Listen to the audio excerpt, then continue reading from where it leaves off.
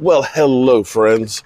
Mark Holmes here, and as always, thank you guys for watching, commenting, subscribing, and being part of the Joe Boo Sports Report. Without you guys, this literally does not work. Man, I love this stuff. This is literally almost comical. This isn't what I was originally going to do this video about. Originally, what I was going to be doing this video about tonight was about Randy Gregory and whether Randy Gregory makes Aldon Smith expendable, because Aldon Smith will have to get paid and everything else. But before I got down here to do this video, that's kind of weird, the way that fire's kind of dancing real low. Let me turn it down a little bit here. I'm beginning to see the Dak hater trolls are coming to life.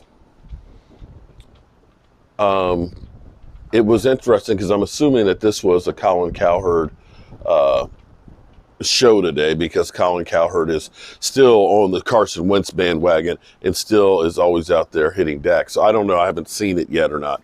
But this is what I got, because this guy trolled me and he said Dak Prescott's last 6 games, 13 TDs, 3 interceptions, 100 and some QBR.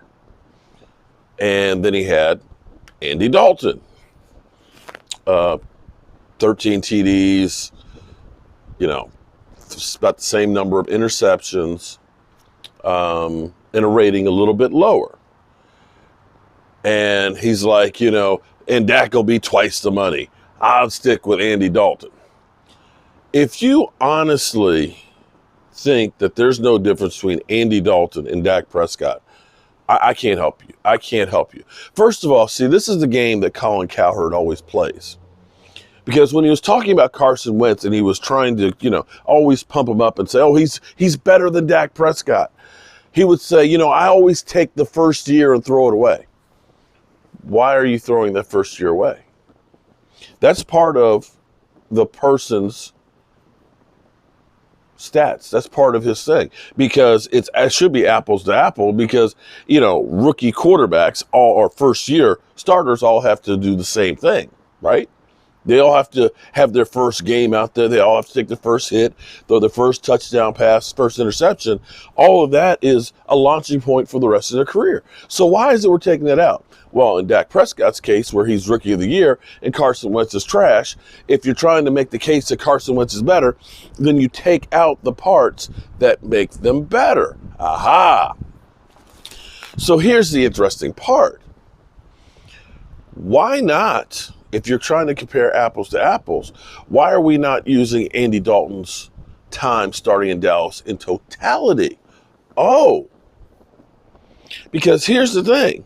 And don't get me wrong, Andy Dalton coming in as a backup after playing in Cincinnati all those years, coming to Dallas, playing, without an off season, without really a training camp or preseason games, he's actually done pretty well.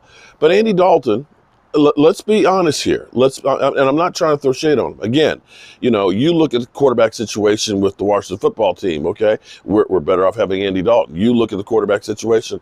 Well, Colt McCoy did play good that one game, but, we're doing better than that. I mean, you look at a lot of teams. Andy Dalton's playing better than some of those quarterbacks out there, which is good. And I'm going to tell you why this is good. If we take his whole season in totality, where he's played in 9 games, as you're looking at that 6-game window where it was 13 TDs, those other 3 games he had 1. But he also had 4 interceptions. So you're not really given the whole picture. And that 103 QBR rating was actually 90. And if you go through, it's so funny how, if Dak Prescott had a pass, it's right here.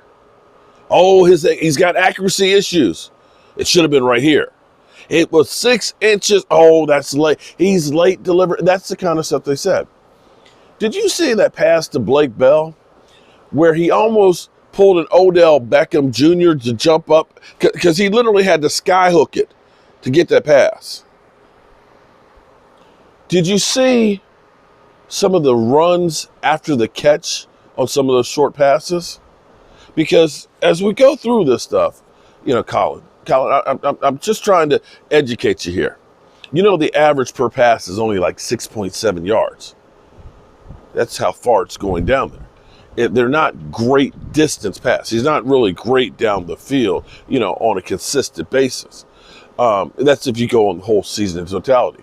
Last week, you went against a team that had a suspect corner that we just picked the hell out of. We picked the hell out of him, literally. We just bombs away. Now, I'm not saying that Andy Dalton is bad. In fact, I look at it and say this is actually really good for the Dallas Cowboys because you want other teams to look at Andy Dalton and say, man, he might be an upgrade over what we have. Maybe we can get him for less money. Maybe he can be our veteran to come in to work with our rookie that we're going to draft. Because if he goes someplace, signs a good contract, guess what? Compensatory pick. See, this is the thing that we have to get in our mentality here. You've got to understand there's only so many resources. You're only normally given 7 draft picks. 7 draft picks. And depending on where you finish is where they're going to be located. Unless you lose valuable free agents that sign big contracts elsewhere. So let's say hypothetically, Andy Dalton does go someplace, signs a decent contract. That value looks at what value we bring in. Maybe you get not a second. They only go up to thirds. Maybe you get a third or a fourth round compensatory pick. Because this year, because we lost free agents Byron Jones, because we lost Robert Quinn, because we lost Jeff Heath and Jason Witten, we're picking up an extra third, fourth, fifth, and sixth round draft pick, which is huge, which was originally why I was coming out to talk about Aldon Smith, because Robert Quinn leaving and going to the Bears, signing a 5-year, $75 million deal where he's got 2 sacks on the season. It looks like it was a good thing we didn't re-sign him. We get a 4th round compensatory pick. So we gave up almost nothing to get him. He played good for us a year. Then we got a pick in return. This is how you win in football. Now back to Andy Dalton. Again, Andy Dalton, 32 years of age, knows football. I'm not saying he doesn't. The red rifle.